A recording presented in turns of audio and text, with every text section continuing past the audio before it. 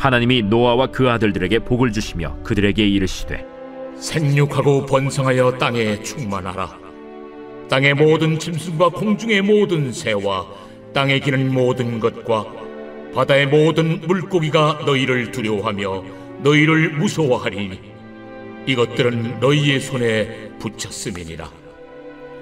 모든 산 동물은 너희의 먹을 것이 될지라. 채소같이 내가 이것을 다 너희에게 주노라. 그러나 고기를 그 생명되는 피째 먹지 말 것이니라. 내가 반드시 너희의 피 곧 너희의 생명의 피를 찾으리니 짐승이면 그 짐승에게서 사람이나 사람의 형제면은 그에게서 그의 생명을 찾으리라. 다른 사람의 피를 흘리면 그 사람의 피도 흘릴 것이니 이는 하나님이 자기 형상대로 사람을 지으셨음이니라. 너희는 생육하고 번성하며 땅에 가득하여 그 중에서 번성하라. 하나님이 노아와 그와 함께한 아들들에게 말씀하여 이르시되 내가 내 언약을 너희와 너희 후손과 너희와 함께한 모든 생물 곧 너희와 함께한 새와 가축과 땅의 모든 생물에게 세우리니 방주에서 나온 모든 것 곧 땅의 모든 짐승에게니라. 내가 너희와 언약을 세우리니 다시는 모든 생물을 홍수로 멸하지 아니할 것이라. 땅을 멸할 홍수가 다시 있지 아니하리라. 내가 나와 너희와 및 너희와 함께하는 모든 생물 사이에 대대로 영원히 세우는 언약의 증거는 이것이니라. 내가 내 무지개를 구름 속에 두었나니 이것이 나와 세상 사이의 언약의 증거니라. 내가 구름으로 땅을 덮을 때에 무지개가 구름 속에 나타나면 내가 나와 너희와 및 육체를 가진 모든 생물 사이에 내 언약을 기억하리니 다시는 우리 모든 육체를 멸하는 홍수가 되지 아니할지라. 무지개가 구름 사이에 있으리니 내가 보고 나 하나님과 모든 육체를 가진 땅의 모든 생물 사이에 영원한 언약을 기억하리라. 내가 나와 땅에 있는 모든 생물 사이에 세운 언약의 증거가 이것이라. 오늘 본문 말씀 창세기 9장 다시 시작된 언약입니다. 여러분, 오랫동안 당하고 있던 심판이 사라지면 여러분은 무엇을 하시고 싶으십니까? 코로나가 갑자기 종식되어 버리고 백신도 사라지고 사회경제가 회복된다. 또 오래 앓는 질병의 심판이 사라지고 오래 눌려있던 물질의 문제가 해결되고 끊어졌던 사람과의 관계가 회복된다. 그러면 일단 하나님께 감사하게 되겠죠. 그런데 한편으로는 아주 쉽게 예전의 삶으로 다시 돌아가지 않겠습니까? 오늘 홍수의 심판이 끝나고 드디어 노아의 식구 8명과 모든 생물들이 배에서 내리게 되었습니다. 모든 세상을 쓸어버리고 나서 심판이 끝나고 나서 오늘 노아 가족과 생물들은 어떻게 살아가게 되는가? 정말 새로운 출발을 하게 되는데 하나님은 어떠한 방향으로 이끌어 가실까? 함께 나눠보도록 하겠습니다. 첫 번째, 하나님이 이끌어 가시는 것은 땅에 생육하고 번성하고 생명을 함부로 죽이지 말라 명령하십니다. 1절을 보겠습니다. 하나님이 노아와 그 아들들에게 복을 주시며 그들에게 이르시되 생육하고 번성하여 땅에 충만하라. 하나님께서 배를 만들라고 하실 때에도 또 배에서 내리라고 할 때에도 노아에게만 말씀을 하셨습니다. 그런데 오늘부터 바뀐 점이 한 가지가 있다면 하나님께서는 이제 노아에게만 말씀하시는 것이 아니라 그 아들들에게도 말씀하고 있다는 것을 알 수 있습니다. 어디에 나옵니까? 그들에게 이르시되 라고 되어 있죠. 이제는 하나님께서 노아 이후의 다음 세대들, 아들들과도 인격적인 관계를 맺고 그들에게 복을 주시겠다 말씀하신다는 것이죠. 이렇게 내가 심판 가운데에서도 말씀과 공동체와 함께 걸어가면 때가 되면 내 가족이 은혜를 입고 내 자녀들이 복을 받습니다. 나는 비록 불신결혼으로 홍수를 맞았고 육체고난, 관계고난, 물질고난 수많은 풍파를 당했지만 그럼에도 주님의 말씀에 순종하고 중심을 잡고 가면 내 자녀와 다음 세대에도 하나님께서 말씀을 하신다. 오늘 이런 은혜가 우리에게 필요하지 않겠습니까? 저와 여러분들에게 이러한 은혜를 주실 줄로 믿습니다. 생육하고 번성하며 충만하라. 여기까지 보면 아담에게 명령하신 것과 비슷해 보입니다. 달라진 점이 없죠. 그런데 2절에 좀 변화가 있습니다. 2절을 보니 땅의 모든 짐승과 공중의 모든 새와 땅에 기는 모든 것과 바다의 모든 물고기가 너희를 두려워하며 너희를 무서워하리니 이것들은 너희의 손에 붙였음이니라. 아담에게는 이전에 뭐라고 했었습니까? 땅을 정복하고 모든 생물을 다스리라 이렇게 말씀하셨었죠. 아담의 때와 분명히 달라진 부분이 있습니다. 인간의 타락과 심판 이후에 사람과 동물 사이에 질서의 변화가 일어났는데 어떤 변화가 일어났는가? 그전에는 에덴 동산에서 모든 생물이 사람을 물지 않고 우호적인 관계였습니다. 우리가 잘 아는 찬양의 가사처럼 사자굴에 어린 양이 뛰놀고 장난쳐도 물지 않고 그런 모습이었는데 타락과 심판 이후에 사람에 대한 동물의 관계가 적대적으로 바뀌어졌다. 그래서 오늘 하나님께서는 동물에게 사람에 대한 두려움을 줘서 도망가게끔 그렇게 질서를 다시 잡아줬다라는 것을 발견할 수 있더라라는 것이죠. 하나님께 불순종하고 대적한 죄로 인해서 피조물에게도 대적을 당할 수밖에 없는 인간임을 아시고 보호하시며 질서를 다시 세우시는 하나님이시더라. 하나님의 생기 영이 들어가지 않은 동물은 두려움의 대상도 숭배의 대상도 아니죠. 하나님의 영이 임하지 않은 인간은 동물을 봐도 두렵고 또 사람을 봐도 늘 무섭고 두려워하게 됩니다. 왜냐? 영적인 권위가 무너졌기 때문이더라. 여러분, 우리의 가정이 마찬가지지 않습니까? 에덴 동산과 같이 화목하고 우호적으로 잘 지내기를 바랬는데 생색과 투사의 죄 하나가 들어오게 되면 완전히 적대적으로 바뀌게 되죠. 서로 으르렁대기 시작합니다. 물어뜯고 서로 건들지 말라고 이빨을 드러내 보이더라. 부부의 관계만 그렇습니까? 여러분, 자녀와의 관계만 그렇습니까? 직장에서도 그렇죠. 얼마나 대적하고 적대적으로 바뀌게 됐습니까?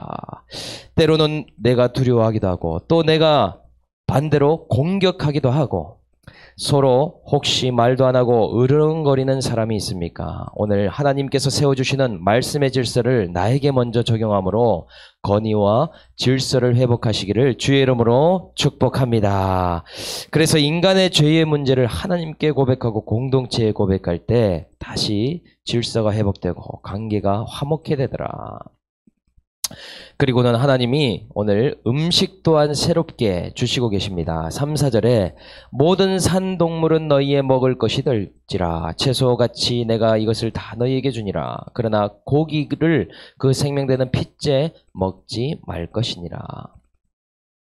원래 아담 때에는 식물만 먹을 수 있도록 허락하시지 않았습니까? 그런데 노아 때부터는 고기를 먹을 수 있도록 하나님이 열어주셨죠. 고기가 얼마나 맛있는 음식입니까? 삼겹살, 수육, 보쌈 다들 좋아하시죠? 이 루미니가 고기를 처음 먹고 했던 말이 한마디가 생각이 납니다. 맛있다. 그만큼 먹을 수 있는 음식을 다양하게 열어주셨는데 여러분, 풀을 가지고는 싸우는 일이 별로 없습니다. 싸워도 금방 풀은 먹고 없어지죠. 그런데 고기를 갖고는 어떻습니까? 동물들도 피 터지게 싸우는 일이 일어나죠. 그래서 하나님께서 한 가지 경계하신 일이 있습니다. 그것이 뭐냐? 핏째, 살아있는 채로는 먹지 말라라고 말씀하고 계십니다. 왜 그렇습니까? 그 생명되는 핏째 먹지 말라. 사람이나 동물의 생명이 피에 있기 때문에 그렇다. 피를 먹는 것은 그 생명 자체를 먹는 행위이기 때문이더라 라는 것이죠. 생명의 권리는 하나님께 있고 생명의 주인이 하나님이시기 때문에 그것을 함부로 하지 말라. 그래서 어떻게 명령하십니까? 5절 6절에 내가 반드시 너희의 피 곧 너희의 생명의 피를 찾으리니 짐승이면 그 짐승에게서 사람이나 사람의 형제면 그에게서 그의 생명을 찾으리라. 생명의 주인은 너희가 아니라 나이기에 생명을 가볍게 여기거나 잔인하게 죽이지 말라. 가인이 하나님을 인정하지 않은 결과가 무엇이었습니까? 살인이고 피 흘림이었죠. 분노로 아벨을 쳐서 죽이지 않았습니까? 칼의 노래를 불렀던 가인의 후손들 라멕을 여러분 기억하시죠? 생명을 가볍게 여겼다.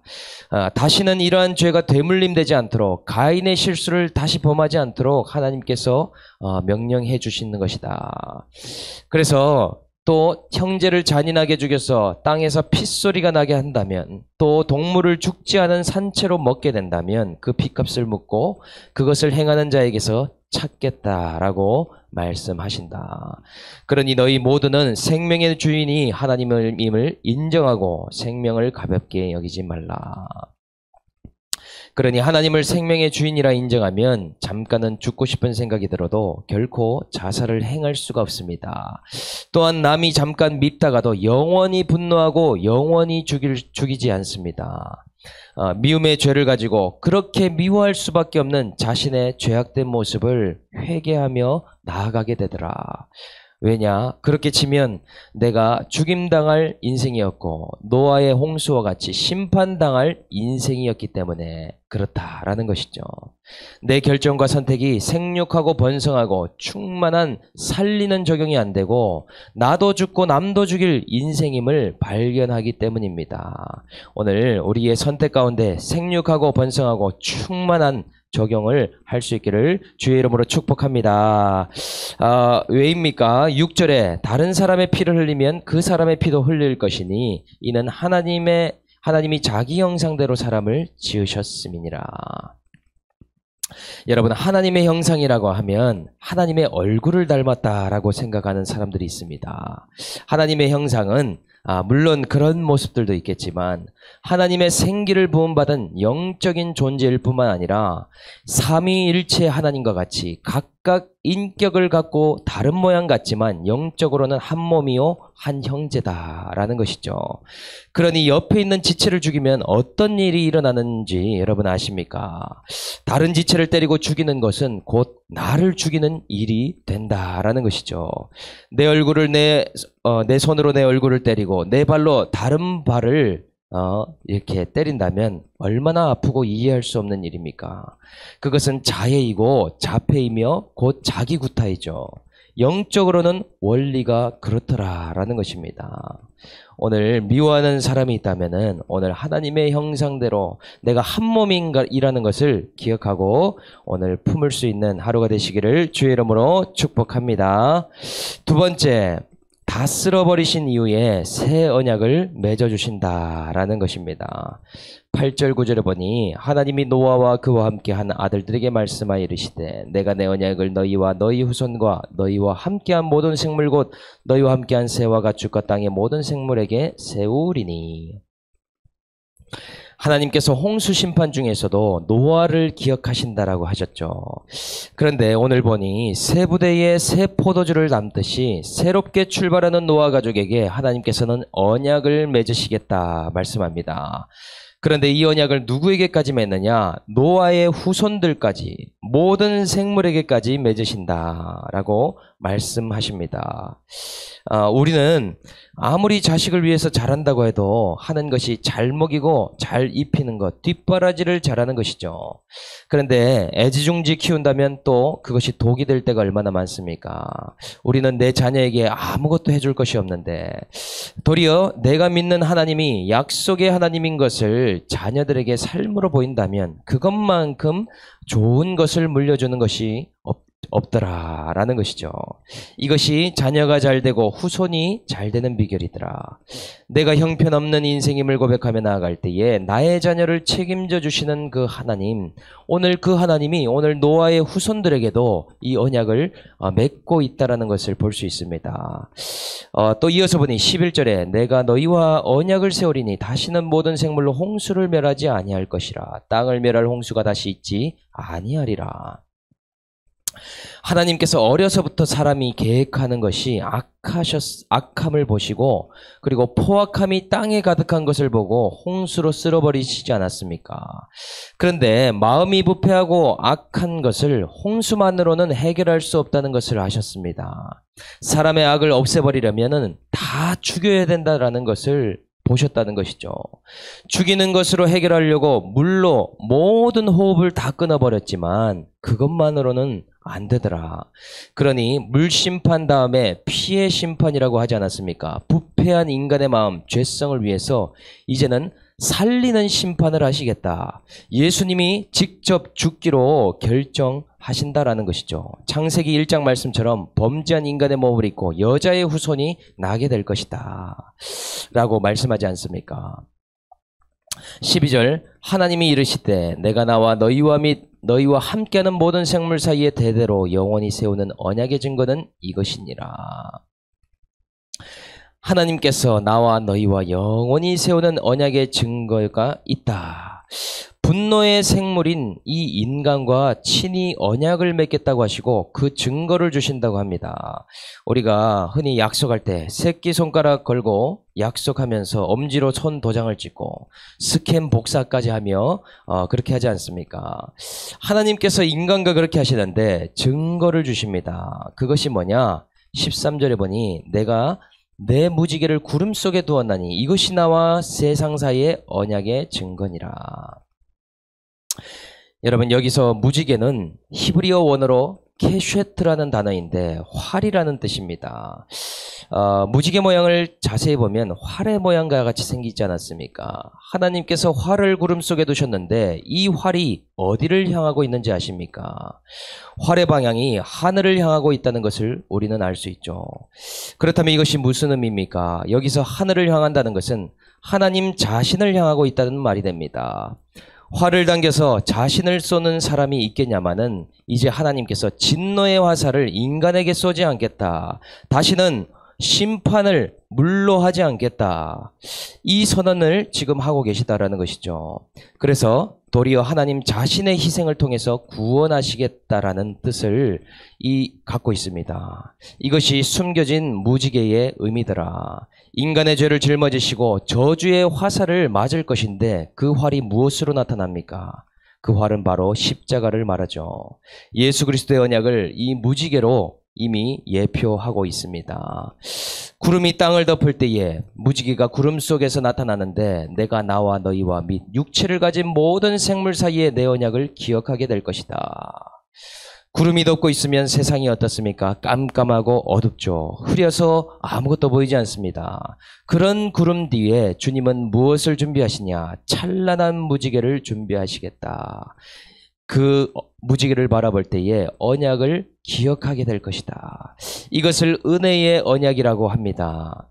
끊임없이 불순종하고 분노하는 인간이 요구한 것도 아닌데 스스로 하나님과 회복하려고 애쓰고 노력한 것도 아닌데 죄된 인간을 일방적으로 구원하시겠다.